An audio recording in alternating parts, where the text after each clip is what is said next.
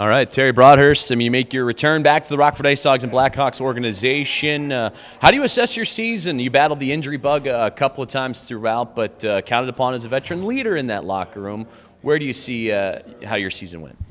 Yeah, obviously not the way I wanted it with the injuries and that type of stuff, but that's a little bit uncontrollable, I guess. So in that aspect, you kind of look at a few things and make some changes in the off season to get your body right. So doesn't happen again necessarily, but in that, I think I was able to adapt a little bit and take more of a leadership role, even not being on the ice, just kind of being a good teammate and almost a good friend to some of the guys. You start seeing things a little bit differently when you're sitting out that long, and I thought I had some good advice to give, and I tried to bring that to the table, even not playing. So I enjoyed that. I enjoy helping the guys, especially when you see things that maybe you've gone through yourself and things that you're noticing going on from a bit of an outsider's view. So that's a positive I'll take, is kind of growing that leadership quality. But anytime you can't help your team win and then you don't make the playoffs, it's tough. But that's how it goes sometimes.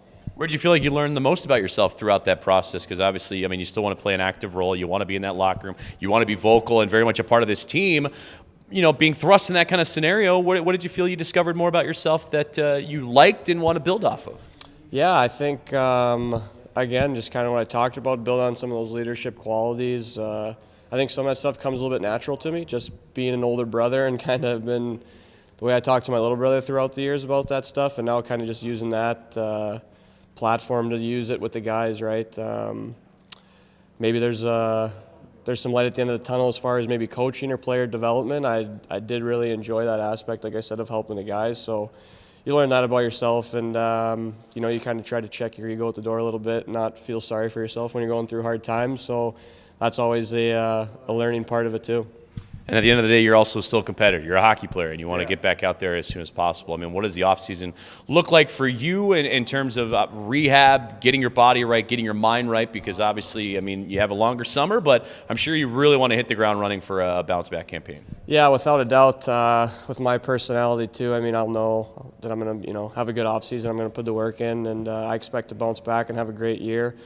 It's more so kind of getting a little bit more analytical about it and looking at some of the stuff we're doing as far as the off-ice and trying to get the body to work correctly to play the game that I want to play and be able to sustain a full season and obviously into the playoffs. So right now, a little bit of time off, but then the rehab starts up in about 10 days and you start trying to get through that. So when June rolls around, you're ready to start training and you can go at it 100%.